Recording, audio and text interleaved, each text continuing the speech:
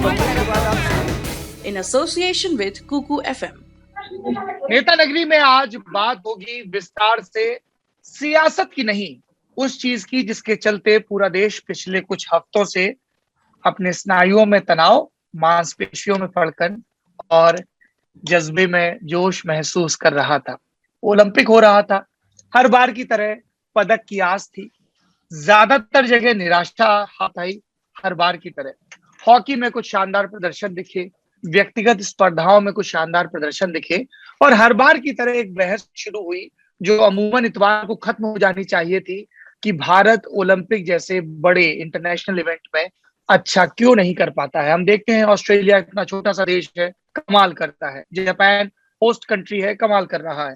China ने कैसे साल दर साल अपने परफॉर्मेंस को ओलंपिक दर ओलंपिक सुधारा, सबको नजर आ रहा है। अमेरिका को भी कड़ी टक्कर मिल रही है।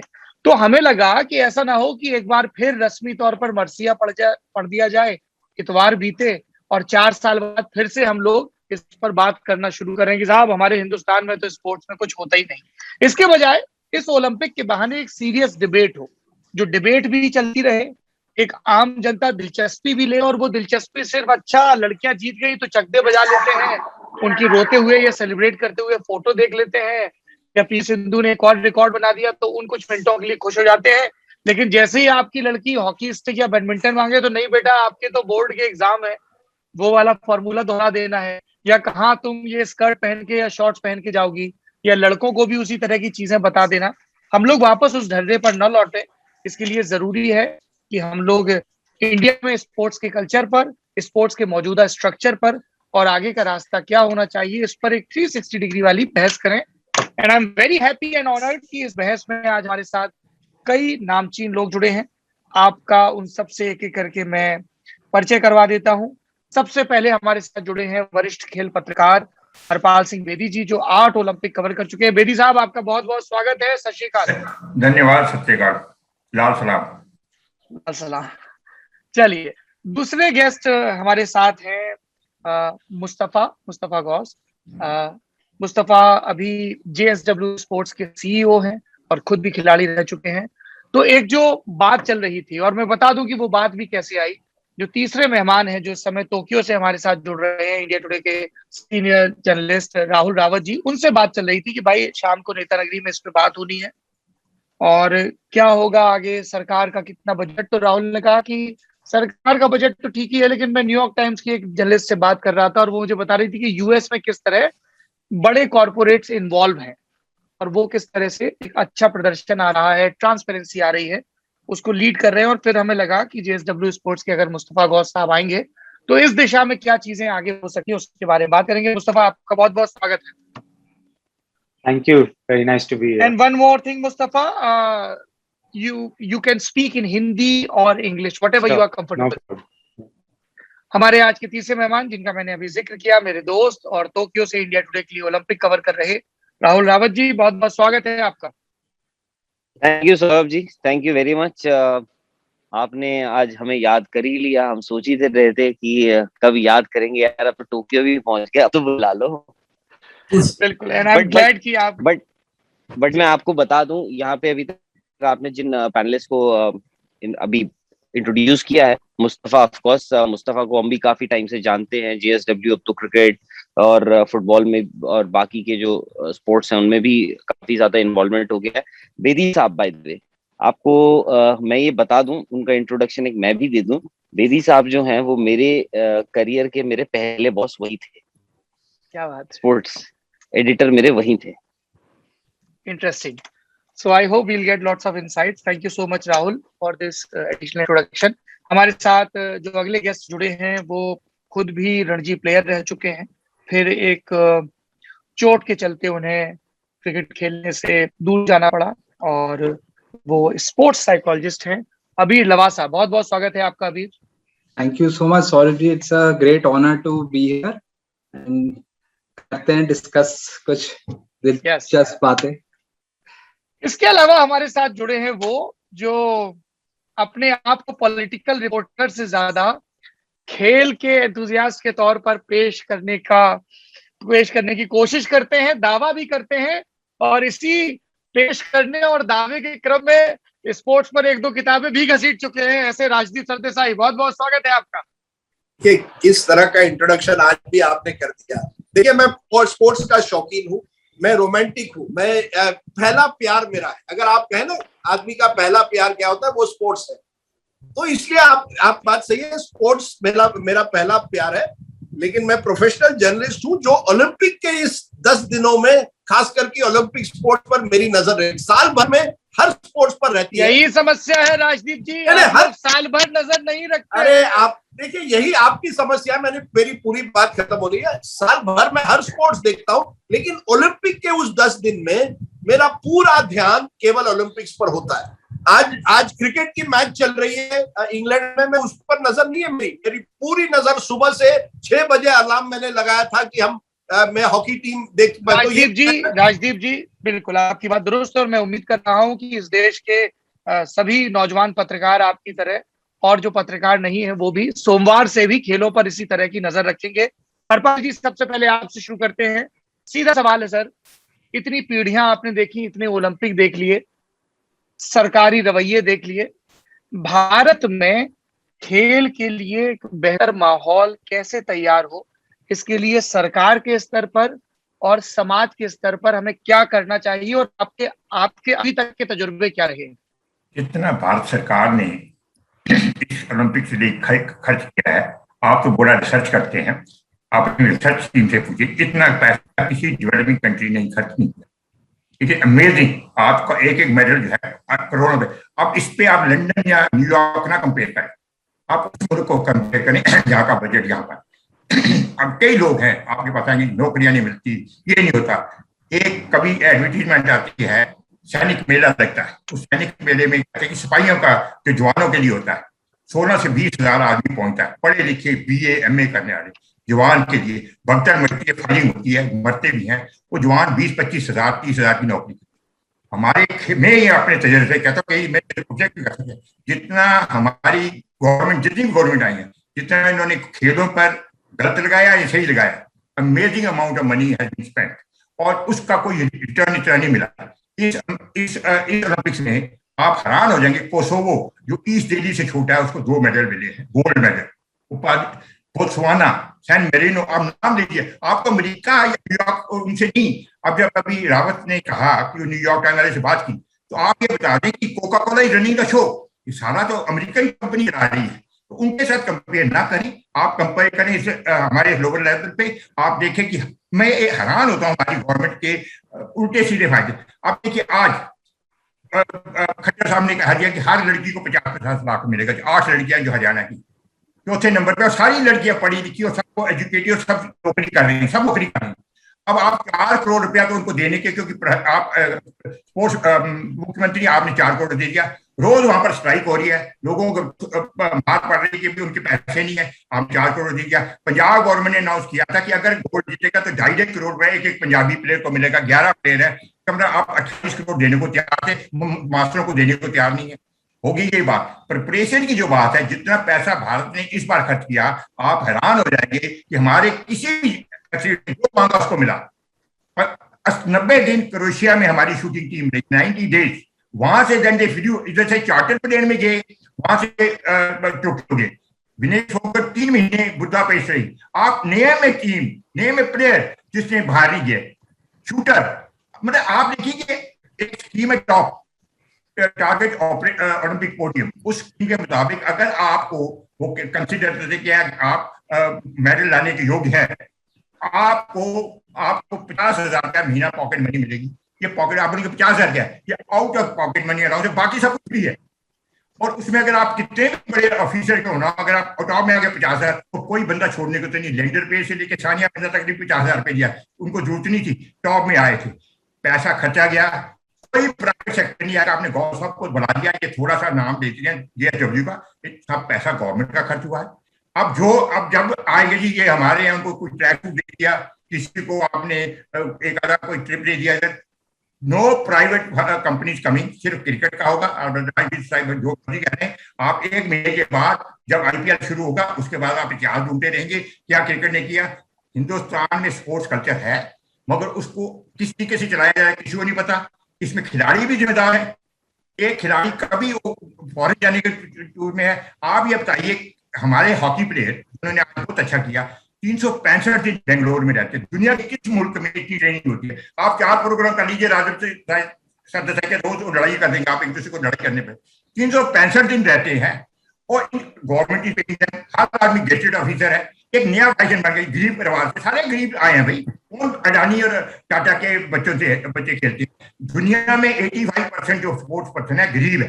क्या राफेल नडाल है, जो फेडरर है, माइक टाइसन है, आप उनकी हिस्ट्री देखिए, सारे गेटाओ से या फाइनल से है। हमारा एक तो गरीबी का सत्यजीत का बना दिया है आपने सिस्टम कि गरीबी लाओ, तो उनके में चप्पल से वो सारे चप्पल पहन के आए थे, कोई नाइकी का जूते थोड़े मिले किसी को।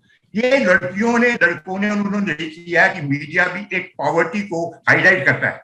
आप जितना पॉवर्टी को हाईलाइट करेंगे, जितना म्यूजिक बनेगा, जितना वो रोएंगे, उसकी कहानियां बनाएंगे। हर प्लेयर को इतना पैसा मिला है। I'm talking ओलंपियन, नहीं क्या अब छोटी छोटी लोगों को नौकरियां नहीं मिल रही, यहाँ पर अब डीएसपी बनाए जा रहे हैं। किसी ने आज तक नहीं पूछा इन प्लेयरों को जिनको आपने अब देखिए कानू आ गई, उसको आपने यूनिवर्सिटी में क्यों नहीं बनाया फिजिकल डायरेक्टर, एडिशनल सुपरिटेंडेंट बना दिया। What she will do in police? Punjab में आधे से ज्यादा पंजाब हॉकी प्लेयर पुलिस में है। इतनी यूनिवर्सिटियां, Punjab agriculture, Punjab university, Punjabi university, college है, किसी में उन्होंने फिजिकल डायरेक्टर नहीं लगाया। को सबको पुलिस की नौकरी क्यों देखना, मुझे समझ नहीं आया। और अच्छा फिर पैसा क्यों दे रहे हो आप, जब ये सारा पैसा जो खर्च किया गवर्नमेंट ऑफ इंडिया ने किया है, तो you like it or not, 11,000 crore रुपया खर्चा है और इसमें 44 करोड़ रुपया इस साल शूटर पे लगा। उसमें किया कि एक शूटर को 1 करोड़ 2 लाख मिला है सितंबर 2017 के अभी तक, यानी कि वो हर महीने 2 लाख रुपया ले रहा है। उसके अलावा फॉरेन ट्रिप अलग, खर्च अलग, टॉप अलग। ये आप कैसे चलाएंगे? एक तो पुलिस की नौकरियां दे देते हैं, क्यों देते हैं भाई? किसी ने पूछा तक? आपने मीडिया ने पूछा? प्लेयरों को दे दो। प्लेयर गरीब नहीं है, उनके माँ बाप गरीब है। हमारे माँ बाप गरीब थे, हम नहीं गरीब। हरपाल जी आपके कंसर्न दुरुस्त है, क्योंकि आपके जो ऑब्जर्वेशन उससे जुड़े कई सवाल प्राइवेट सेक्टर और खर्चे की तरफ जा रहे हैं। Mustafa, I will come to you and I repeat the same question. You are trying to manage the sports structure in a professional way. What's the way forward? क्या आपके हिसाब से तरीका है भारत को अब इस टोक्यो ओलंपिक से आगे का रास्ता, कि बिल्कुल ग्राउंड लेवल पे टैलेंट कैसे स्पॉट हो, कैसे उसको ट्रेन किया जाए, कैसे एनकरेज किया जाए, अलग अलग तरह की स्कॉलरशिप, अलग अलग तरह के किस तरह की टेक्निकल सपोर्ट उनको दिया जाए, उनकी ट्रेनिंग के दौरान एक्सपोजर किस तरह का मिले, ताकि हम वो रॉ टैलेंट खोए नहीं और बड़े स्टेज पे अच्छा परफॉर्म करें। Mustafa. Saurabh, first of all, thanks for having me. And I'd first like to say that I think, I mean, a lot of points are very valid from Harpalji, but I think he's also a little informed on the efforts that JSW is putting in this whole Olympic movement of ours. He may think that we just top up whatever the government provides, but I don't think he's aware of the Olympic facility that we have built, and that is our main program. So I think from our perspective, when I was asked the question in 2012, when we started JSW Sports, that where is the gap in Indian sport in general, and my answer was very straightforward, and this is something that I have experienced as a tennis player growing up in Bombay, that from the age of 12 to 18, which is our foundation phase, is when we go drastically wrong in our athletic journey, and a few kind of make it through, but most of them fall by the wayside. I was not the most talented 12 or 14 or 16-year-old. It's just that I was one of the few Bombay boys that was standing when it was time to play men's tennis. So I think, and that's what we see across the board: lack of correct advice, lack of guidance, lack of recovery, medical assistance, the whole gamut of things, which is very normal when you go outside the country. And that's what we've tried to address with our Olympic program. The Inspire Institute of Sport, which we have built in Karnataka, is an Olympic training center for 12 to 18-year-olds.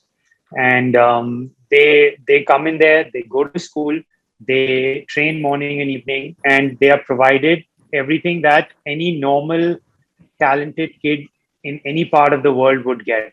It's not some fancy bells and whistles. It's very straightforward.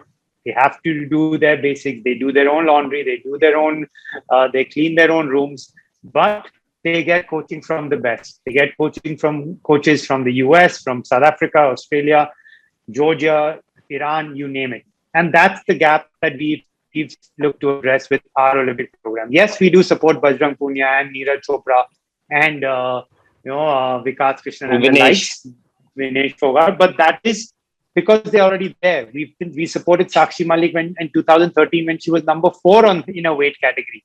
So it's not just about picking up the ones that are just about there and then claiming that you've made a difference. We are really in it to make a difference. And adding to that, we've got a boxing program running in Himachal in a constituency called Sholtu. 200 girls and boys are boxing over there with coaches that we have provided. We're going to have a program starting in Haryana. So for us, it is at the foundation, that at the base of the pyramid, that we need to widen, not just jump in right at the top and expect to do wonders. That's not how this is going to change. And to answer your overall larger perspective question, unless it's part and parcel to play sport in India, not because you want to be professional, but just because you want to play sport, is when we're going to see a holistic change in our outcome. Otherwise, we will always go into Olympic Games with names that you can count on your fingertips, that these 6 are medal prospects, these 2 are outside chances, and these 2 on the day may click. And that's how we hopefully will hit our 10. That's not how it works. You talk to any developed Olympic country, they know that if A doesn't make it, B and C are as good enough to make it. Here we are hedged on individuals and individual success. So that's not the overall strength of a nation. So we have to have a wider base. We have to be able to make it accessible for everyone to promote and play sport from a young age and not have to choose. You talk about 200 meter sprinters winning Olympic medals that are Harvard grads. Well, how is that possible, right? In India, it's like, oh my God, in 7th standard, if you're trying to study and play sport, you're making the biggest mistake of your life. So we have to be able to find that balance where you can do both. And it happens all over the world.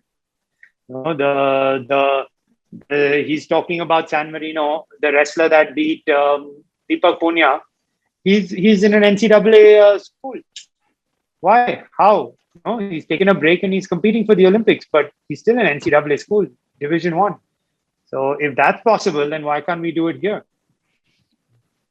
Very valid point. Rahul, Saurabh ji एक छोटी सी बात में interview कर देता, एक छोटी सी बात. मुझे एक छोटा सा इंस्टेंट याद है. 2012 में मैं लंदन गया था प्रेस अटैची बन के इंडियन कंटिजेंट के साथ. तो उसको 6 मेडल मिले थे.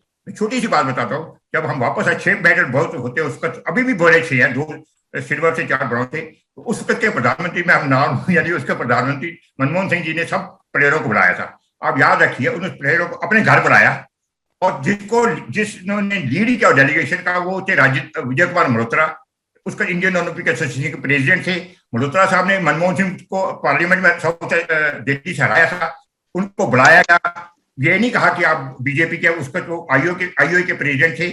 मनमोहन सिंह जी ने अपने घर में बुलाया. कुछ drama song, no song drama party दी, उन प्लेयरों को शाबाशी होती. ये फर्क है. 2012 का उसमें 6 मेडल थे.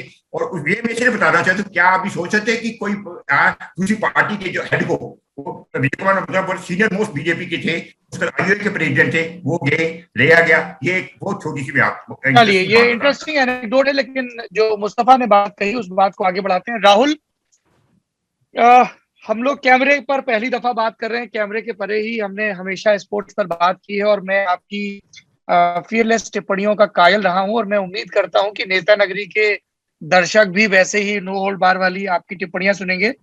आप इतने समय से स्पोर्ट्स कवर कर रहे हैं, क्रिकेट के अलावा दूसरे स्पोर्ट्स भी कवर कर रहे हैं, टोक्यो में ओलंपिक भी देख रहे हैं, हमारे भारतीय कंटिजेंट के जो प्लेयर्स हैं उनसे भी बात कर रहे हैं.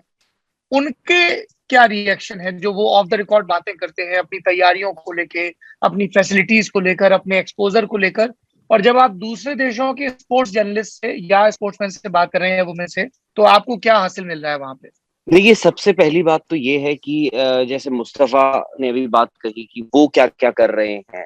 हर किसी को ना, हर किसी की सक्सेस से एक थ्रेट लगता है, एक लगता है कि मेरे कुछ, चाहे वो गवर्नमेंट को लगेगा यार फेडरेशन, क्योंकि ये स्पोर्ट्स कोड आया था जब ये डेकेड स्टार्ट हुआ था पिछला, वहां पे स्पोर्ट्स कोड आया था, तो वहां पे गवर्नमेंट ने थोड़ा इंटरफेरेंस, ऐसा लगा कि फेडरेशंस को लगा हमारे काम में दखल अंदाजी हो रही है। उसके बाद आपकी फेडरेशन आईओए जो है उसको सस्पेंशन भी होने लग, कुछ टाइम बाद सस्पेंड भी हुई वो। तो ये अब जैसे जेएसडब्ल्यू जैसे हैं, यहाँ पे मैं बता रहा हूँ, आप धीरे धीरे धीरे करके जैसे ये इम्प्रूव करेंगे। ऐसा क्यों होता है कि एथलीट जो है, वो जो मेडलिस्ट है वो ओजीक्यू का ही होता है, या फिर ज्यादातर ज्यादातर या फिर जेएसडब्ल्यू के होते हैं?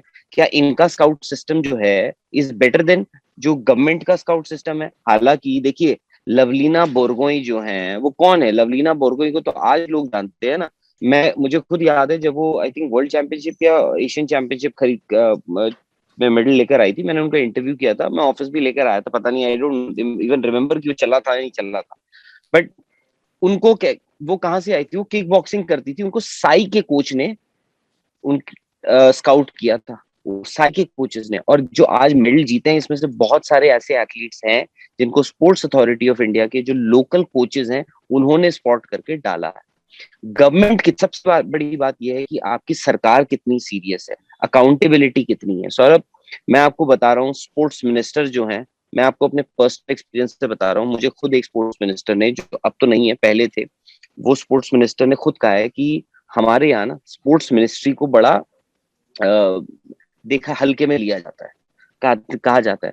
बट दे डोंट अंडरस्टैंड कि अगर आप अखबार होता है, न्यूज़पेपर होता है, उसमें एड रेट्स होते हैं ना, एड रेट सबसे, जो पहला पन्ना होता है उसके सबसे ज्यादा होते हैं, उसके बाद जो एड रेट्स होते हैं वो बैक पेज के होते हैं।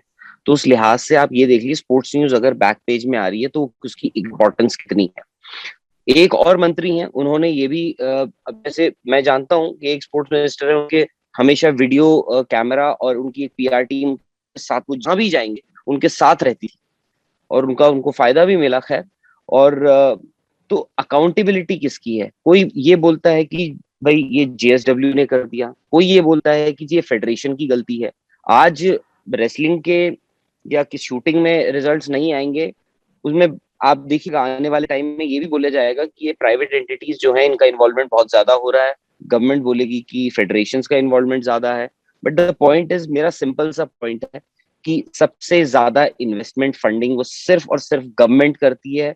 फेयर एंड स्क्वायर, इसमें कोई डिबेट नहीं होनी चाहिए। आप उस पैसे को कहाँ लेकर जा रहे हैं, सही लेकर जा रहे हैं या नहीं लेकर जा रहे हैं, और नहीं लेकर जा रहे हैं तो उसकी अकाउंटेबिलिटी क्या बनती है, as simple as that. Otherwise देखिए, मैं आज हॉकी का ये देख रहा था, मैं बोल रहा था, सर को बोलता था कि यार बहुत बड़ा काम कर दिया, इन लड़कियों ने बहुत बड़ा काम कर दिया, मैं चाहता था कि ये मेडल जीते, जैसे हर कोई चाहता था। बिकॉज अब क्या होगा सौरभ, न्यूज़पेपर्स में आप आर्टिकल पढ़ेंगे, देखेंगे जी, वरुण है, सुमित है, उनको बर्तन धोते थे ढाबे में, कोई ये करता था, वो करता था।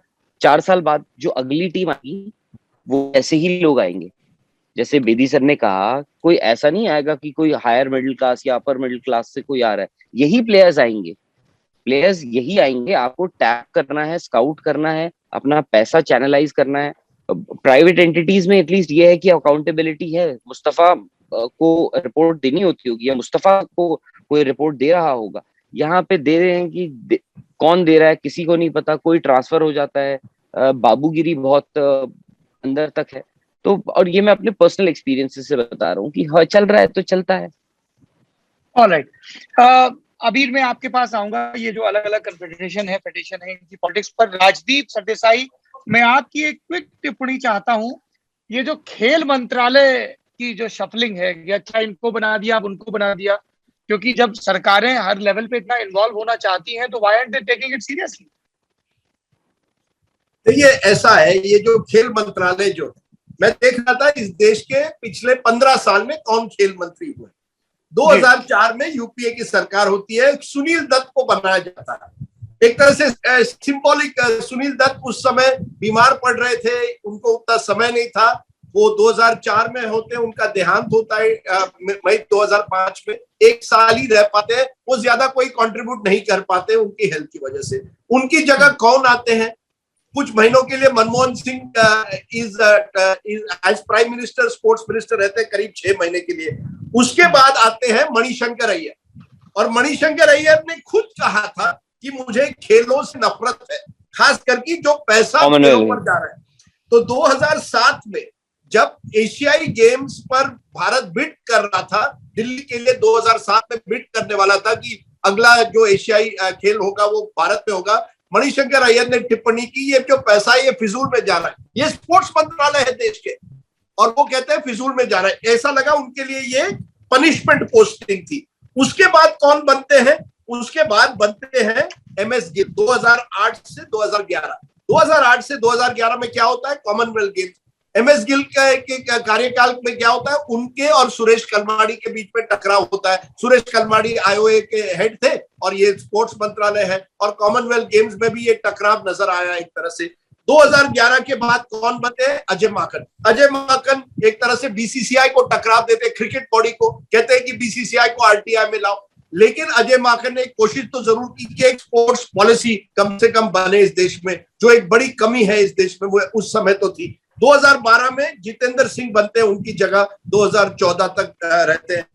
ज्यादातर UPA के कार्यकाल में ये जो लिस्ट है वो ऐसे व्यक्ति थे जिनको अजय माकन और जितेंद्र सिंह को कुछ हद तक अब छोड़ते, दे वर नॉट कंप्लीटली, उनका जो कार्यकाल था वो हम नहीं कह सकते उसमें कोई स्पोर्ट्स को ज्यादा बढ़ावा मिला। टकराव हुआ, कई चीजें हुई, कंट्रोवर्सीज हुए। 2014 के बाद क्या होता है? सर्बानंद सोनोवाल बनते हैं, 2 साल रहते हैं, फिर चले जाते हैं असम मुख्यमंत्री, यानी एक टेम्पररी असाइनमेंट बन जाती है। बीच में विजय गोयल भी बने थे। विजय गोयल के लिए भी उनको कोई बढ़िया मंत्रालय चाहिए था, उनको स्पोर्ट्स मिल गया। उसके बाद 2017 में राज्यवर्धन राठौड़ बन जाते हैं। राज्यवर्धन राठौड़ को सिल्वर मेडल मिला था, वो जानते हैं ओलंपिक्स कैसे जीता जाता है एक तरह से, और उन्होंने एक कोशिश की, राहुल करेक्ट कर सकते हैं मुझे, दी ओलंपिक पोडियम स्कीम टॉप्स, जिसमें जो टॉप लेवल स्पोर्ट्समैन है उनको कैसे प्रोत्साहित किया जाए ताकि उनको पदक मिले। ये कॉन्सेंट्रेटेड प्रोग्राम था। इसकी भी कुछ लोगों ने आलोचना की, लेकिन कोशिश तो कम से कम हुई कि एक प्रोग्राम बने, एक सिस्टम बने। उसके बाद बनते हैं किरण रिजिजू 2019 के बाद, वो भी अब चले गए हैं लॉ मंत्रालय में। आप देखेंगे average tenure of sports minister इस पूरे कार्यकाल में करीब 1.5 से 2 साल का। राजदीप, इसमें काउंटर आर्ग्यूमेंट ये भी तो आ सकता है कि ठीक है आप मिनिस्टर चेंज करते रहिए, लेकिन मिनिस्ट्री जो एक पॉलिसी अडॉप्ट कर रहा है या उसकी जो मैकेनिज्म बिल्ड कर रहा है उसमें कंटिन्यूटी रहे। नहीं, ये बात सही, लेकिन देखिए ब्यूरोक्रेसी इतनी है, इतनी बाबूशाही है, स्पोर्ट्स अथॉरिटी ऑफ इंडिया, अलग अलग फेडरेशन। देखिए सबको लगता है, सब जो राजनेता है वो स्पोर्ट्स हीरो के साथ अपने आप को की तस्वीर निकालना चाहते हैं, एसोसिएट करना चाहते हैं, लेकिन इससे आगे बढ़कर किस तरह से वाकई एक स्पोर्ट्स कल्चर, जो आपने शुरुआत में बात की, देखिए मेडल मिलना तभी होगा। एक आखिरी छोटी सी बात, मेरे एक दोस्त ने किताब अभी लिखी है, उसने जायजा किया है जो टॉप नेशंस ओलंपिक्स पे कौन होते हैं, वो वही नेशन होते हैं जिनके पास, जिनकी आमदनी भी सबसे ज्यादा होती है। US, China, Japan, great Britain, Australia, Russia, इनकी जो पर कैपिटा इनकम है, जिनकी GDP ज्यादा है, उनको ज्यादा पदक भी मिलते हैं। ये बात आप जानिए। मुझे लगता है जब मैं 70-80 के दशक में ओलंपिक फॉलो करता था, हम केवल हॉकी की उम्मीद थी और किसी स्पोर्ट्स में नहीं। आज हमारी गोल्फर अदिति अशोक नंबर 2 में आ सकती है। जैसे जैसे हमारी आमदनी बढ़ेगी, देश की वेल्थ बढ़ेगी, धन बढ़ेगा, हमें मेडल्स मिलेंगे। थोड़ा जरा सिर्फ वेल्थ से मैं इसलिए नहीं जोड़ूंगा क्योंकि जैसा बेदी साहब ने कोसोवो और तमाम देशों का उदाहरण दिया। मुस्तफा, एक से राजदीप, मरीजों का पॉपुलेशन मालूम है आपको? 34,000 के देश को आप भारत से ना कंपेयर करें। मेरा यही मैं कह रहा हूँ कि सिर्फ GDP मेरे दोस्त है। राजदीप जी मैं राजदीप जी को एक बात बता दूं, नाइजीरिया हर साल इधर एयरटेल का मैराथन होता है, हर साल एयरटेल मैराथन इनकी शहर में टाटा मैराथन बेंगलोर में, हर साल नाइजीरिया, तंजानिया, इथियोपिया, गांडा, वो रनर आते हैं, अपना पैसा खर्च के आते हैं, यहाँ से जीत के चले जाते हैं। कब ना उन्होंने गवर्नमेंट से मांगा, ना उन्होंने कहा गरीब हैं, हमें जंगल में रहते हैं, हमें खाना नहीं आता। They have been earning, they are the world best. ये आपको गलतफहमी है ना काउंट करे। जो वर्ल्ड के टॉप जो है ना, जो उन्होंने किताब लिखी उनको भी मैं भी जानता हूँ। ये जो आप प्लानिंग कमीशन की करते हैं ना जोड़ तोड़, जब इतने पैसा खर्च करने, you are not a part of that system. आप गरीब मुल्क है, आप अपने गरीब मुल्कों से देखिए, कोसोवो से सीखिए, नाइजीरिया से सीखिए, तंजानिया से सीखिए, ट्यूनीशिया का लड़का 16 साल का 18 साल का लड़का स्विमिंग जीत गया। उसके इर्द गिर्द दोनों, एक ऑस्ट्रेलियन खड़ा था, एक अमेरिकन खड़ा था। हमारा स्विमर होता तो उसके तो पसीने निकल जाते। ठीक बात है। जी बिल्कुल बिल्कुल। एक आपस में ये नहीं, मुस्तफा जब स्पोर्ट्स मिनिस्ट्री की बात हो रही थी तब आपने एकदम से आपके चेहरे के हावा बदल गए कि I think no, what I wanted to just add is not just about the sports minister having an average tenure of 1.5 to 2 years, but it's also the secretary sports that also is shuffled at the same, type of term. As soon as we kind of get stuck into a program and get something going, there's a big change invariably, and I think that continuity is what we lack in whatever way we are. It may not. Something has to keep going. We have, and only then will we know whether we are doing something right or wrong. We're going to change every 1.5 years, and like you might think that it's a policy decision and it just keeps carrying forward. It's not always the case. There is always some preferences that are brought into the picture, and there's a deviation on the overall plans. All right, Abir, I'll come to you. Thank you for waiting so patiently. अबीर, हम लोग जब shoot शुरू करने से पहले आपसे बात कर रहे थे तब जिक्र आता था कि, और ये हमने देखा भी कि कैसे अलग अलग पॉलिटिशियंस जिनका भले ही उस खेल से कोई सीधा वास्ता ना हो, अलग अलग खेलों की जो फेडरेशन बनी हुई है उन पर काबिज है। फिर हमने नरेंद्र बत्रा का भी किस्सा सुना कि कैसे उनकी लीडरशिप में हॉकी का रिवाइवल हो रहा है, and we definitely need to talk about him. What are your observations? Firstly I feel जो sports development and economic development की बात करी राजीव जी ने, वो कहीं हद तक सही है। इसके ऑब्वियसली एक्सेप्शंस हैं, दैट अगर कोई लेगेसी स्पोर्ट हो, for example if you look at Cuba, या जैसे सर ने अभी बात करी for running Nations, African Nations, तो एक लेगेसी है या मिशन मोड में काम करते हैं, तो दैट इज देयर। बट इसके अलावा we need to understand structure क्या है इंडियन स्पोर्ट्स का और कैसे फाइनेंस रन होता है। सो इन दिस आप हिस्टोरिकली जाएं तो who were the people who were able to mobilize resources in a district or a state? वो थे ही पॉलिटिशियन या बाबू। तो एज अ रिजल्ट उनको एसोसिएशन का हेड और फेडरेशन का प्रेसिडेंट बना दिया। They were the people जो टेंट वाला भी, केटरर भी, स्पॉन्सर भी, सब लोगों को मोबिलाइज करके एक टूर्नामेंट ऑर्गेनाइज कर सकते थे। So that was the legacy.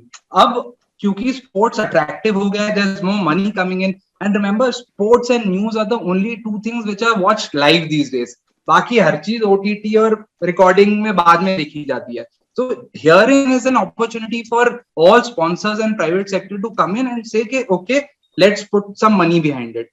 So ये तो एक स्ट्रक्चर की बात है। और वो दंगल का डायलॉग याद आ जाता है कि स्पोर्ट्स बजट है इतना, उसमें से स्टेट बजट है इतना, कुश्ती का है इतना। ये रियलिटी है, विमेंस का इतना कम होता है। So this is a hard reality that we all have to face. So जो इंफ्रास्ट्रक्चर बजट्स होते हैं, इंस्टेड ऑफ वो हार्डवेयर की जगह हम सॉफ्टवेयर में खर्चा करें।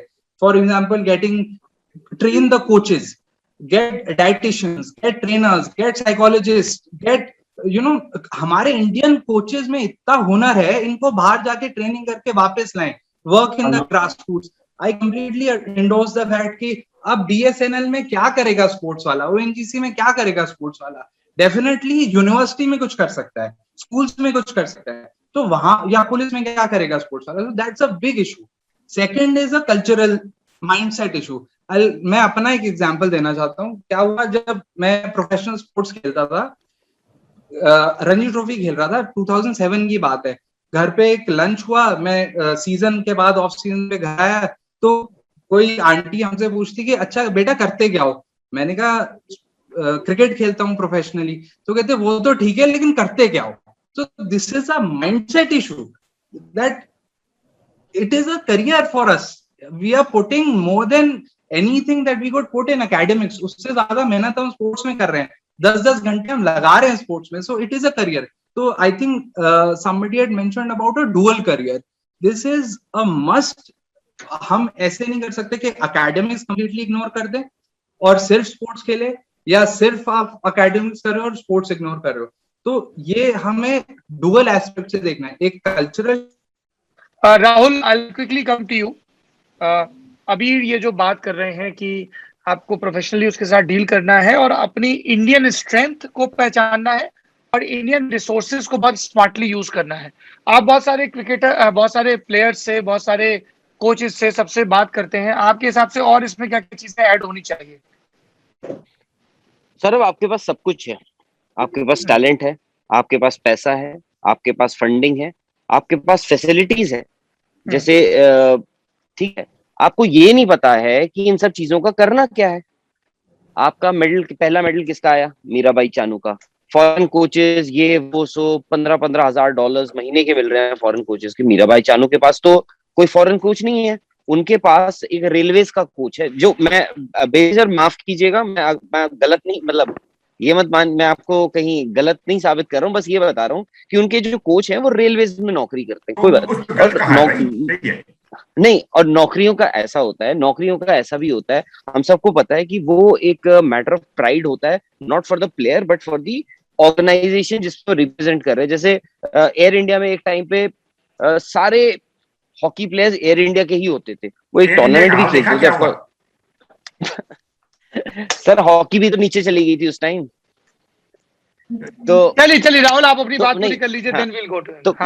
तो मैं वही बोल रहा हूँ. एक विजय शर्मा है जो रेलवे में कोचिंग, उनकी नौकरी पे बात आ गई थी. कहा गया था जी 3 साल पहले कि फॉरेन कोच लाओ, फॉरेन कोच लाओ, फॉरेन कोच लाओ.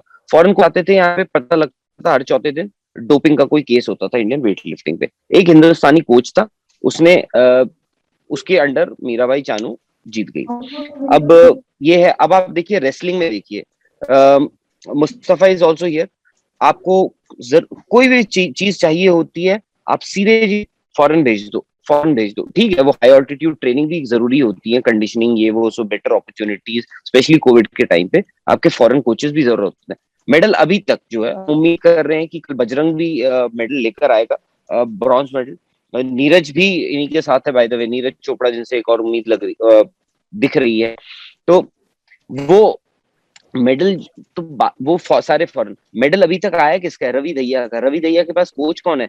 सौरभ छत्रसाल स्टेडियम जाइएगा, मैं उनका रूम नंबर भूल गया हूँ, 11 नंबर है, कौन सा उनका रूम नंबर है, आप जाके देख लीजिएगा रवि दहिया कैसे रह रहे हैं, कौन लेकर आया मेडल. रवि दहिया के पास तो फॉरेन कोच नहीं है. सो मैं ये बोल रहा हूँ, आपके पास सब कुछ है, you just don't know how to actually उन चीजों का इस्तेमाल कैसे करना है. और सबसे बड़ी बात, इतना जो बदलाव होता रहता है उसमें आप अभी भी 100 साल बाद भी आप हिट एंड ट्रायल कर रहे हैं. And I am sorry to say, आप हो सकता है कि आप अगले 10 साल, 15 साल, 20 साल भी आप हिट एंड ट्रायल ही करते रहे. आपके 2012 में 6 मेडल आए थे, 2016 में आपके 2 मेडल आए. इस बात की मैं आज भी गारंटी नहीं दे सकता हूँ कि 2024 में पेरिस में आपके कितने मेडल आएंगे, कोई भरोसा नहीं है. आई वुड वांट कि आपके 20 आए, 25 आए, 30 आए medal, but I know it's ये तो अजीब रियलिटी नहीं है. तो you have everything, just that आपके पास उस केक में से ना हर कोई मतलब उठाने के लिए तैयार है कि ये भी ले ले, वो भी ले ले. सौरभ जी, इसमें हमारे प्लेयरों ने भी बड़ा खेल खेला, ऐसा नहीं है.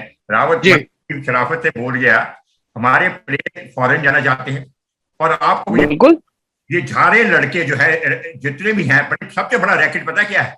ये रैकेट, ये सारे जो क्या करते हैं, जब बाहर जाते हैं, और जब बाहर जाते हैं वो प्रेस रिलीज भेजते हैं कि mister William under his coaching, मतलब मिस्टर विलियम कोई भी, कि under Johnson we want this medal, ये रिकॉर्ड तोड़ा है.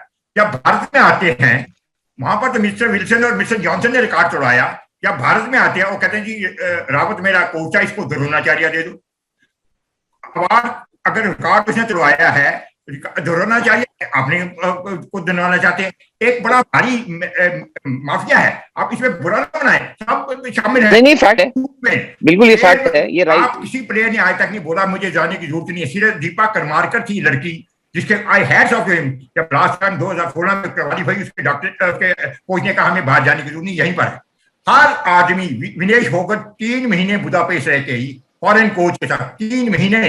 रावत को पता बताएगा आपको, अगर कोई डिटेल ये पिटाई ना कर दें इसके तो एक्चुअली बाय द बुरा मत मानिएगा मुस्तफा, 90 दिन शूटर रहे, किसी को पॉइंट। मैं तो सवाल ये नहीं है, सवाल ये है कि आप पैसा हमारे प्लेयर भी ऐसे हैं, आपके सामने तो कहानियां सुनाई है आपकी, हम गरीब हैं, हम अमीर हैं, प्लेयरों ने कुछ नहीं किया, हर आदमी गैजेट ऑफिसर है, everybody has money. I'm talking about Olympian player, I'm not talking about ordinary player. They have enough money, more than enough money. अच्छा, सबसे ज्यादा क्या करते हैं, इमोशनल हो जाते हैं। क्रिकेटर को मिल गया, भाई क्रिकेटर को मिल गया तो अपनी बात करो भाई, तुम्हें गैजेट ऑफिसर बना दिया, you are not even a graduate, you are almost at par with IAS officer, आपको एडिशनल एसपी बना दिया, 1 करोड़ रुपया साथ में दे दिया, 50 लाख रुपया साथ दिया। एक ऑनेस्ट IAS ऑफिसर जब रिटायर होगा उसके 25 लाख होते, आपको 1 करोड़ अभी मिला, अभी और तो कोई एंड ही नहीं है और मिले। अच्छा, जितने माँ बाप आप खुशी देख रहे हैं ना, लड्डू बन रहे हैं घरों में कि मेरे बेटे देख रहे हैं, हमारे कोई ये नहीं देख रहा कि बेटे, माँ बाप को सबको खुशी, वो कहते हैं कितना हमारा कितना। हरपाल जी आपका रोश, Rahul I'll come to you. Mustafa is running short of time. Mustafa, I want your concluding remark from here onwards. How can we build this?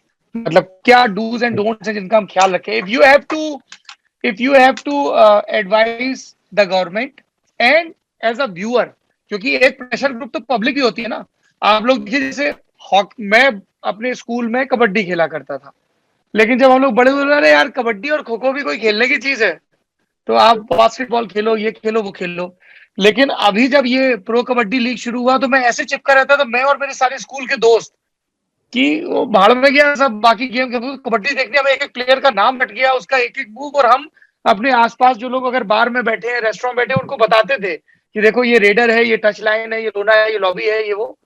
तो उस तरीके के इंटरेस्ट दिखाए जाएंगे तो बहुत सारे गेम में। मैं आज ही एक ट्वीट देख रहा था कि अब इन प्लेयर्स को याद रखिए, इनकी आप सोशल मीडिया और हर जगह स्ट्रेंथ बढ़ाइए तो अपने आप इनको फैसिलिटीज मिलेंगी। और वो जो हम हमेशा सुनते रहते हैं कि साहब सचिन ने फलाने को देख के बल्ला उठाया, फिर विराट ने ठिकाने को देखकर उठाया, मीराबाई ने मैरी कॉम को देखकर उठाया, so you always need inspiration. I think I think Rahul also mentioned it. I think we need a systematic approach. That's the main thing, and then there has to be accountability. Like we all know, we're all aware now. There was a lot of expectation on shooting in 16 and in 20. They've not delivered. What happens? Men's boxing expectations didn't come even close. Women's wrestling expectations didn't come close. So I think it's very important that there is introspection on what's happening and a systematic plan and accountability. If you don't have, if your neck is not on the line, then it doesn't matter, right? What happens? You'll keep pointing fingers. And yes, while we play a very small role in this whole path, we are still accountable, and we still do have to, because it's a corporate structure, we still do have to answer on every aspect, on whatever we are involved in. But the largest stakeholders in this are the federations and the sports, the SAI and the sports ministry. And it's very important that there is a proper structure in place for the entire system, not just the Olympic program and the last cream of the crop, but all the way down. And only then will we have a supply chain that is going to really see us deliver. And then we won't be in a situation like Rahul mentioned, where we don't know what's going to happen in Paris. And he's right. We don't know what's going to happen in Paris. And it's only 3 years away. So it's not that far out. You have Asian Games and Commonwealth next year. And before that, you're going to go into qualifications for Paris. So there isn't much time for the next one. So you could very well be in a similar situation where you're counting on your fingers who are the potential medal prospects and not. But you have to have a long-term plan, and you have to have a systematic plan. All right. Thank you so much, Mustafa, for joining us. Over to you. Thank you.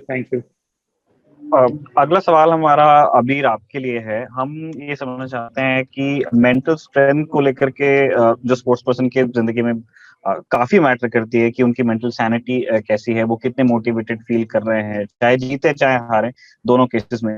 उसको लेकर के कितनी awareness है structure में, और जितने भी जिम्मेदार संस्थाएं हैं स्पोर्ट्स की हमारे देश में, वो कितना ध्यान देती हैं और कितना स्कोप है अभी आपके हिसाब से इसमें और ध्यान देने का? So basically problem top level elite athletes के साथ नहीं होती। दे एज बेदी सर सेड, सब बेस्ट फैसिलिटीज है, फॉरेन ट्रिप्स हैं, everything happens at the top level. Problem आती है ग्रास रूट लेवल से, स्टेट लेवल पे, इवन डिस्ट्रिक्ट लेवल पे। इट इज कंप्लीटली एब्सेंट, मतलब अवेयरनेस ही नहीं है। आप ये भूल जाओ कि साइकोलॉजिस्ट अवेलेबल है, अवेयरनेस ही नहीं है। पेरेंट अपने बच्चों को पुश ही नहीं करेगा दैट अच्छा इसके बाद चलो। पहले 10 साल पहले जिम का फैट चला था, विराट कोहली, रविंद्र जडेजा वगैरह को देखो। क्रिकेट की बात कर रहा हूँ, फिटनेस का जोर आया, बट अभी तक साइकोलॉजी एंड डाइट पे लगभग ग्रासरूट लेवल्स पे कोई अवेयरनेस नहीं है। पोटेंशियल हद से ज्यादा है। स्पोर्ट में डिफरेंस होता है फ्रैक्शन ऑफ अ सेकंड का, वहां पे आपका स्किल लेवल सबका अबीर आप एक ही होता है, वहां पे मेंटालिटी ही कम आती है। डिफरेंसेस एकदम फ्रैक्शंस के लिए होते हैं। तो पोटेंशियल बहुत ज्यादा है। अभी there is too much dearth in this field and huge opportunity also, but इसका आई थिंक फिलिप तो गवर्नमेंट की तरफ से ही आना चाहिए। ये कोई एक दो क्लब ऑर्गेनाइजेशन प्रमोट कर सकता है, but it has to be part of structured manner के फेडरेशन बोले that every district must have a sports psychologist and a physical fitness trainer and a sports nutritionist. Coaches तो हैं of course, so it has to come from the top. Clubs और organisations को लेकर ही हमारा अगला question भी है राहुल आपके लिए। हम ये समझना चाहते हैं कि ये चीज बहुत ज्यादा रिपोर्ट नहीं होती है, जब कोई इंसिडेंट होता है बड़ा तब ये चीज निकल के बाहर आती है, और वो भी लोग आपस में बात करते हैं तब मालूम चलता है कि क्या हुआ। ये जो जितने भी बड़े बड़े संस्थान है उनको लेकर के शिकायत रहती है कि कुछ चुनिंदा संस्थान है कंट्री में, अलग अलग स्पोर्ट के हिसाब से वो बने हुए हैं। अगर आप वहां जाके प्रैक्टिस करोगे तो नेशनल खेलोगे, तो इंडिया खेलोगे, नहीं करोगे, नहीं घुस पा रहे हो स्टेडियम में या उस क्लब में, आप वहां तक के नहीं पहुंचोगे। तो जो ये इंटरनल पॉलिटिक्स है वो किस तरह से स्पोर्ट्स पर्सन जो हमारे यहाँ होते हैं उनके करियर को कैसे अफेक्ट करती है? ये कितनी बड़ी चीज है? क्या हम उसको ओवरस्टेट कर रहे हैं या फिर ये वाकई एक बड़ी बात है? और राहुल इसमें जैसे दिल्ली में 36 साल, राहुल इसमें मेरा यही 36 साल जो उन्होंने जिक्र किया, हाँ, नरसिंह यादव के साथ क्या हुआ इस देश में। इट्स अ वेरी क्या फाइन हुआ? एग्जाम्पल कि वो किस तरह से उनकी उन्होंने सुशील कुमार को हरा दिया था ट्रायल में, फिर क्या हुआ, फिर वो क्या उनके खाने में क्या मिलावट। नहीं सौरभ, हालांकि चलिए वो किसी और दिन बात करेंगे। मैं उस पूरे वाकये को मैंने बहुत क्लोजली फॉलो किया था। मैं सोनीपत भी गया था, मैं सबसे मिला था।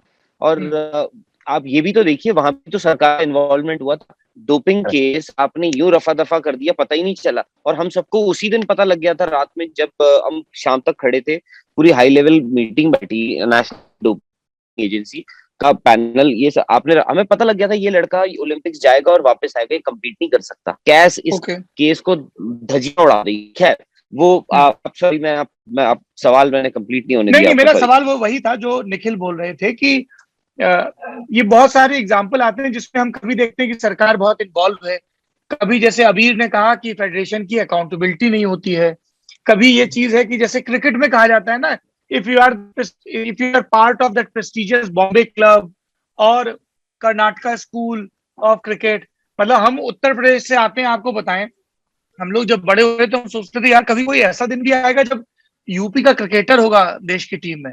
अब बताइए, इतने सारे आ गए, और अब इतने सारे आ गए वो, और इतने सारे आ गए, और उसके साथ साथ राजीव शुक्ला बीसीसीआई में आ गए। दोनों ही चीजें हैं। यही चीज हैदराबाद की गोपीचंद अकेडमी को लेकर भी बोल रहे हैं कि अगर आप वहां नहीं खेलोगे तो आप इंडिया नहीं खेल पाओगे। नहीं, ऐसी बात मैं आपको बताता हूँ, ऐसी बात नहीं है कि गोपीचंद, हालांकि देखिए कि वहां नहीं खेलोगे, ये ऐसी बोली नहीं जाती है बात। सुनी सुनाई ये मतलब मानी जाती है। इसीलिए पूछ रहे हैं जी। नहीं, टू एन एक्सटेंट ये सही भी होगा। देखिए मैं ये बोल रहा हूँ क्योंकि मैंने गोपीचंद अकेडमी मैंने देखी है, गया हूँ मैंने, वहाँ थोड़ा बाहर ना स्पॉन्सर्स देखे। अब आपकी जो सैलरीज है वो सरकार दे रही है गोपीचंद अकेडमी, खैर बट ये सिस्टम है। आप ये क्रिकेट में बहुत ये लीग जो है, आप डीडीसी लीग्स भी खेलेंगे, वहां पे भी यही है, किसी का कोच है वो बोलेगा जी मेरे साथ आओगे तो आपको सिलेक्शन होगा। मैंने गुड़गांव में हरियाणा में देखा है अपने यहाँ, और करवाए हैं, शायद से लोग आते हैं सोचते हैं कि करवा भी देंगे ये लोग, बट ये सिस्टम और ऊपर से अकाउंटेबिलिटी। अभी आपने एक चीज बोली कि मुझे एक चीज बताइए, आप देश का खेल चला रहे हैं और उसमें आप बोल रहे हैं कि जी प्रेसिडेंट भी ऑनररी है, सेक्रेटरी भी ऑनररी है, फलाना भी ऑनररी है, सभी ऑनररी है, सैलरी कोई नहीं ले रहा उसमें, बट फिर भी वहां पे मारकाट मच जाती है, गोलियां चल जाती हैं कि भाई मुझे बनना है। क्यों? क्योंकि आप क्यों बनना है आपको? आपको पता है उसके साथ पर्क्स क्या आ रहे हैं, आपको वो पर्क्स आ रहे हैं। और ऊपर से जैसे बेदी सर ने खिलाड़ियों के बारे में बताया थे, ओवरस्टे। अब मैं ऐसा नहीं बोल रहा हूँ कि मैरी कॉम के लिए कुछ ये नहीं बोल रहा हूँ, बट आज भी अगर मैरी कॉम खेल रही है, उनको कोई बाहर नहीं कर पाया है, तो वो मैरी कॉम की भी काबिलियत है, बट ये भी सिस्टम का है कि आज भी उनको कोई बाहर नहीं कर पाया। आपको मैं बताता हूँ सौरभ, 2012 में मैरी कॉम जिस ओलंपिक्स में ब्रॉन्ज मेडल जीता था उन्होंने, इंग्लैंड की एक निकोला एडम्स आई बच्ची, वो आई, सबने बोला था प्रॉमिसिंग है लड़की, ये है वो, मैरी कॉम से उनका बाउट हुआ, मैरी कॉम को सब बोल रहे थे 5 बार की वर्ल्ड चैंपियन, ये वो सो, उन्होंने मैरी कॉम को हराया, गोल्ड मेडल लिया, चली गई। उसके बाद आज निकोला एडम्स गायब है। हमारे यहाँ भी tend to stay a bit more, चाहे वो कोई भी स्पोर्ट हो।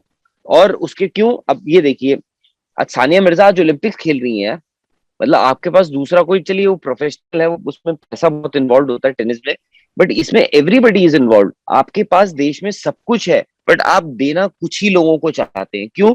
मेरा एक अपनी कोटरी है, मैं भी आप ही को दूंगा, थोड़ा सा मैं उनको दूंगा, प्लेयर को हाँ तेरे को भी खुश करूंगा, तू अपना मुंह बंद रख, तो that's a system that has to. हमारे पास और कौन से स्पोर्ट्स में हमारे मेडल आते हैं? रेसलिंग, जो मतलब जो केडी जाधव का 1952 में हेलसिंकी में मेडल आया था, तो उनके पास क्या था?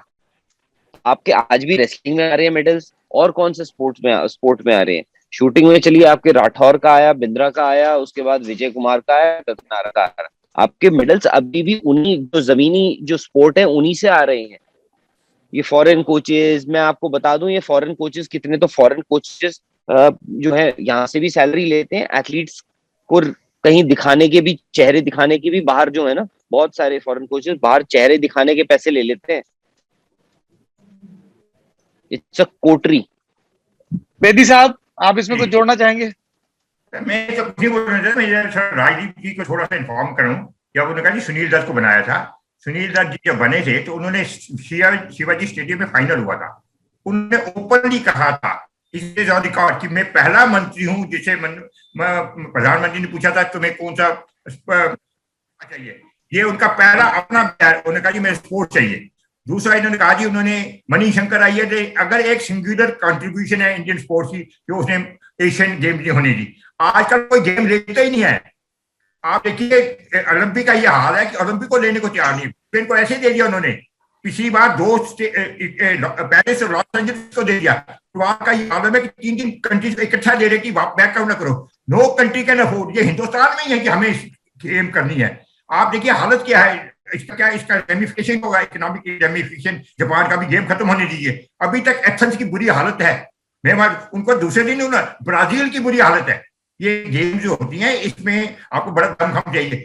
ये मेरे ख्याल सिंगुलर कंट्रीब्यूशन है मणिशंकर अय्यर का, कि उसने एशियन गेम नहीं होने दी या बिड नहीं करने दी। आज तो कॉमनवेल्थ गेम लेने को कोई तैयार नहीं, जिस पर हमने अरबों रुपए खर्च कर दिए, आज एशियन गेम लेने को कोई तैयार नहीं है, आप ओलंपिक्स कोई लेने को तैयार नहीं। राहुल रावत जी, आप टोक्यो से हमारे साथ जुड़े, बहुत बहुत शुक्रिया आपका।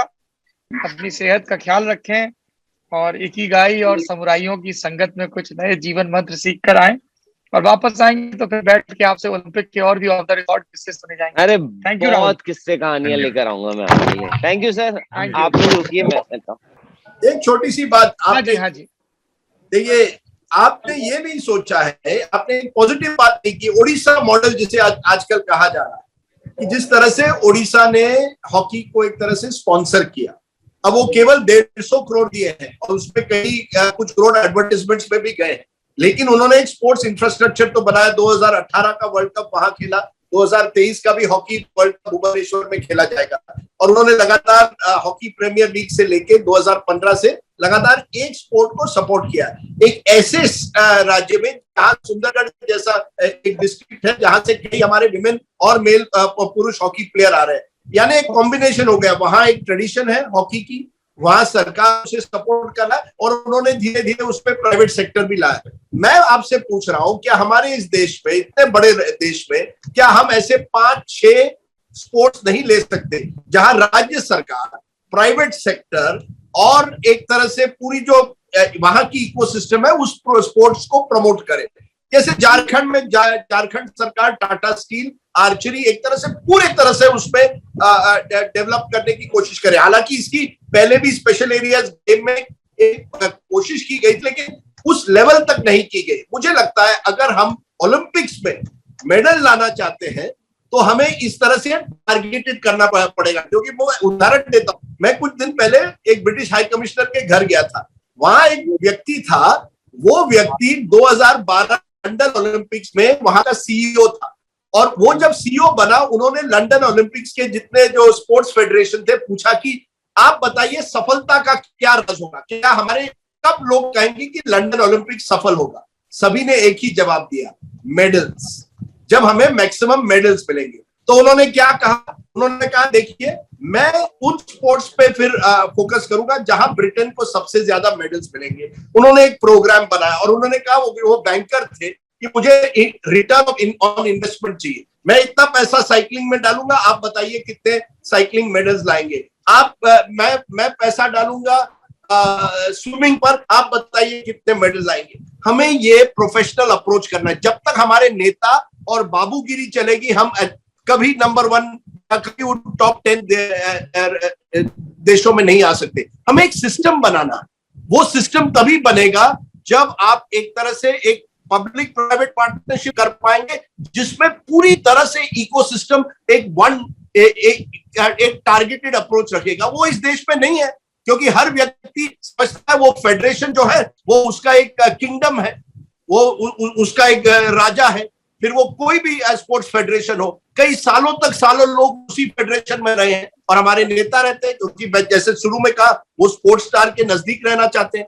तो हमें ये सब चीजों से हटकर ये सोचना है कि क्या एक मॉडल बन सकती है जिसमें हम 5 स्पोर्ट्स ले, रेसलिंग, शूटिंग, बॉक्सिंग, आप और 2 स्पोर्ट्स चुन लीजिए, आर्चरी, और एक तो हॉकी, और इन अगले 10 साल में केवल इस पर फोकस कीजिए। देखिए हॉकी में केवल एक ही मेडल है, 2 है, विमेन और मेन।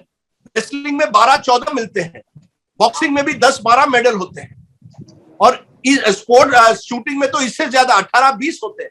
तो अगर आप ऐसे स्पोर्ट चुनकर ले और लगातार कंटिन्यूटी जिसकी मुस्तफा ने बात की उस एक ही दिशा में रहे, मुझे लगता है जैसे देश की आमदनी बढ़ेगी, लोगों को समय मिलेगा। देखिए हम गरीब देश है, आप ये भी जानिए, sports is a luxury for many people. ये लड़कियां जो छोटे एक तरह से छोटे घर, लो इनकम फैमिली से आई है, छोटे गांव से आई है, वो क्यों सक्सेस है? क्योंकि वो उनमें वो हिम्मत है कि हम कुछ करके दिखाएंगे। They have come despite the system, not because of it. System ने उनको प्रोत्साहित नहीं किया, उन्होंने अपने जज्बे से ये करवाया है, क्योंकि वो रानी रामपाल बनना कुछ चाहती है, सलीमा टेटे कुछ बनना चाहती है। हमारे सिस्टम को प्लीज क्रेडिट मत दीजिए। They have emerged despite the system, not because of it. The day they emerge because of the system, we will win more medals. Rajiv ji, एक बात है जो आपने उड़ीसा मेडल कहा ना, बिल्कुल सही कहा। उसमें नवीन पटनायक को आप देना चाहिए। उन्होंने पिछले 6 साल में एक बार भी फोटो नहीं खिंचवाया। वो interfere in the when world cup is held. उन्होंने एक बार इनॉग्रेशन में आए थे 2018 की वर्ल्ड कप में और फाइनल में आए थे। He never comes every day. तो जब आपने आपको बेचना नहीं चाहता, ही साइलेंट। हमारा चीफ मिनिस्टर ऐसा नहीं है, वो चीफ मिनिस्टर को अपने में बड़ा कॉन्फिडेंस है। नवीन पटनायक की फुल ऑफ कॉन्फिडेंस, उसको पता मुझे कुछ नहीं होगा, and he is doing it this service for long. मगर अब दूसरी बात, ये हर चीफ मिनिस्टर ऐसा हो नहीं सकता, हर चीफ मिनिस्टर बड़ा इंटरफेयर करेगा। दूसरी बात जो आपने कहा रानी रामपाल का, रानी रामपाल 10 साल के बाद 10 साल की जब उम्र थी उसकी, तो ये ना कहें कि आपकी जब तक बच्चे इनको सिस्टम में नहीं मिलेगा ना, सिस्टम में 10 साल बड़ी गरीब लड़कियां थी, इनको सिस्टम में लाया गया।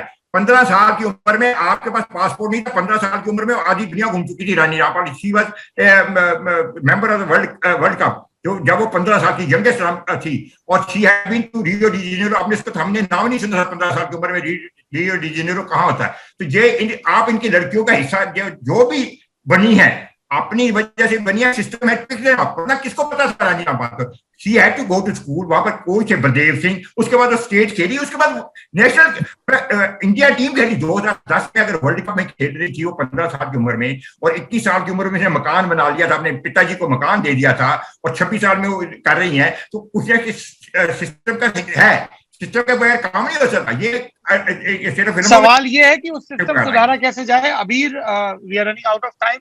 I want your last remark on this whole debate. So, I think सबने इन पीसेस सारे पॉइंट्स बहुत रेलेवेंट है। अब पॉइंट ये एक्शन कौन लेगा इस? I feel personally identification of sports is very very important. Cost is a very important factor. आपको infrastructure cost plus equipment cost देखना पड़ेगा। दोनों चीजें का मिश्रण करके ही हम ग्रास रूट्स पे स्पोर्ट को डेवलप कर सकते हैं। Then it comes the genetic factor. तो एज जो वेट कैटेगरी के इवेंट्स होते हैं उसमें हमें कोई जेनेटिक डिसएडवांटेज नहीं है। आप बास्केटबॉल टीम इंडिया की नहीं जीतेगी ओलंपिक्स, वॉलीबॉल में बहुत टफ है, स्विमिंग बहुत टफ है इंडिया के लिए, एथलेटिक्स ट्रैक एंड फील्ड मुश्किल है। लेकिन जहां पे भी आप वेट कैटेगरी पे आ गए तो अमेरिकन का भी वही बिल्ट होगा, रशियन का भी होगा, चाइनीज का भी होगा, हमारा भी होगा। So I feel we should target weight category sports, that's number 1। Secondly, किसी ना किसी तरह we have to incorporate sports in the school system. China में वहीं से पिक होते हैं। There are more than 2000 sports schools in China. 6 साल की उम्र, 8 साल की उम्र, 10 साल की उम्र से वहां से लोगों को पिक करते हैं। I am not saying copy that model, but definitely there are good things from that we can incorporate. और ऑस्ट्रेलिया में एक चीज होती है that अगर आप 5th क्लास तक स्विमिंग में एक सर्टेन लेवल पे नहीं है, then you are not allowed to play any other sport. तो अब इंडिया में तो कुछ भी नहीं है। आप कर दो ना कि आपको 5th तक पुलअप्स आने चाहिए, सेटअप्स आने चाहिए, पुशअप्स आने चाहिए, उसके अलावा आपका 6th में प्रमोशन ही नहीं होगा। How hard is it? At least वो बीज तो आएगा स्पोर्ट्स का पेरेंट्स में और बच्चों में। So integration in the schooling system and identification of sports, what Rajdeep sir just said, उसमें एक चीज federation is also very important. They have to be taken on board because they are affiliated to the international federations. So कहीं ना कहीं उनका involvement जरूरी है, whether we like it or not, you know. ये ओवरऑल पूरी बात यही है कि ओलंपिक में भी मेडल आ जाएंगे, दूसरे इवेंट में भी आ जाएंगे, बशर्ते आप वो स्पोर्ट्स का कल्चर ले आए घर में, स्कूल में, सोसाइटी में, कि जहाँ पे खेलना वक्त की बर्बादी ना माना जाए, है ना, और सिर्फ एक ही 2 खेलों पे बहुत ध्यान न दिया जाए। और बड़ी बारीक सी चीज देखिए, अर्बन प्लानिंग में हमारे यहाँ घर बनते हैं, कोठियां बनती हैं, लेकिन उनमें उन सबके बीच में कितने खेल के मैदान होते हैं कि जी यहाँ पे 250 फ्लैट बनेंगे, बीच में एक फुटबॉल का मैदान होगा, यहाँ 400 फ्लैट बनेंगे, बीच में एक एस्ट्रो टर्फ होगा, यहाँ पे 500 बनेंगे, बीच में एक इंडोर का हॉल होगा जिसमें बास्केटबॉल होगा, 2 बैडमिंटन कोर्ट होंगे। मतलब it should be mandatory if you really want to build it. Same thing with school. आप स्कूल को, कॉलेज को परमिशन देते हैं, सरकार के पास आना पड़ता है, उनसे पूछिए भाई आप ये स्कूल खोल रहे हो, आपके पास कौन से 3 ग्राउंड है? अभी क्या होता है, खड़ी बिल्डिंग हो गई, आगे पीछे कुछ नहीं, कोई उन्होंने ग्राउंड दिखा दिया इंस्पेक्शन में, बात आगे चल गई। एक हफ्ते में 2 जी सौरभ भाई, ये सब बदलेगा जब, मैं बार बार कहता हूँ, आपका जीडीपी जैसे ऊपर चला जाएगा, पर कैपिटा इनकम, ये सब चीजें होगी। ये सब गरीब देश में नहीं हो सकता है। जीडीपी के भरोसे नहीं, खेलने के लिए आप इंडिया सर ये आप सिर्फ जीडीपी के भरोसे नहीं रह सकते उस कल्चर के लिए। आपको एक सोसाइटी के तौर पे, सरकार तौर पे, आप एक बार बताइए राजदीप जी, कबड्डी खेलने के लिए, बैडमिंटन खेलने के लिए कितने रिसोर्सेज चाहिए, आप बताइए। फिटनेस के लेवल पर देखिए ना, पब्लिक हेल्थ के लेवल पर देखिए ना, उसका बट सर अगर उसके कबड्डी खेल के मेरे को अगर जॉब मिल जाए या मेरा करियर बन जाए तभी मैं खेलूंगा। वो आएगा जब इकोनॉमिक प्रोस्पेरिटी होगी। I mean GDP is an important part, but it can't be the only reason कि सब GDP को लेकर वेट करें। सर मैं आपको छोटी सी बात बताऊंगा, अभी भी मैंने चेक किया, ये लड़कियां और लड़के जो हॉकी में हैं, कहां से आते हैं? Petroleum sports control board, railways, steel authority, Punjab police. यानी अभी भी आपको सरकार की जरूरत पड़ती है। आपने एक बड़ा क्वेश्चन जो एलिफेंट इन द रूम, उसका जिक्र नहीं किया। 90% हमारी एडवर्टाइजमेंट रिसोर्सेज रेवेन्यू एक ही स्पोर्ट पे जाते हैं, यानी क्रिकेट। ये हकीकत है इस देश की। मैं उस दिन देख रहा था हॉकी मैच के पहले, ब्रेकिंग न्यूज के पहले 10-12 एड्स तो आने चाहिए। एक ही दो थे, जेएसडब्ल्यू की एक एड चल रही थी बार बार। राजदीप जी, जब लोग देखने लगेंगे तब आने लगेंगे। देखिए, ये बहुत इजी है कि हम क्रिकेट को ब्लेम करते हैं। क्रिकेट ने अपना रास्ता खुद तय किया है, आप बाकी को भी कमर्शलाइज करिए। अरे बट ब्लेम क्रिकेट सर, क्योंकि अगर 90-95% आपके रिसोर्सेज एक ही खेल में जाएंगे। Cricket built its own market. Cricket ने किसी दूसरे की पाई से हिस्सा नहीं खाया है सर। सर, मैं क्रिकेट के खिलाफ नहीं बोल रहा हूं, लेकिन मैं कह रहा हूं एक बड़ा अनइक्वल सोसाइटी, हमारा स्पोर्ट्स कल्चर जो है, बिल्कुल वही मैं कह रहा हूं कि वो एक बात लास्ट में मैं जाता हूं। जी बेदी साहब, ये जो हॉकी है, जो ओलंपिक में हो रही है, ये वजह से हो रही है। जो मैंने यही है, जितना आई बॉल इंडिया में मिल रहा है ना हॉकी को, दुनिया में कहीं नहीं मिल रहा। ये याद रख लीजिएगा। हॉकी को कई बार उन्होंने निकालना चाहा, जो सिस्टम बनाया, क्वार्टर फाइनल सिस्टम बनाया, quarter final, because of India की इंडिया ज्यादा मैच खेले, तो इसलिए टीवी के एडवर्टीजमेंट में जाइए, उनको इतना आई बॉल मिला, उनको जरूरत ही नहीं पड़ेगी एडवर्टीजमेंट इतना उन्होंने। चलिए अभी थोड़ा सा समय की कमी है। मैं last point, if there is one country हम कंपेयर कर सकते हैं अपने आप को, वो ब्राजील है।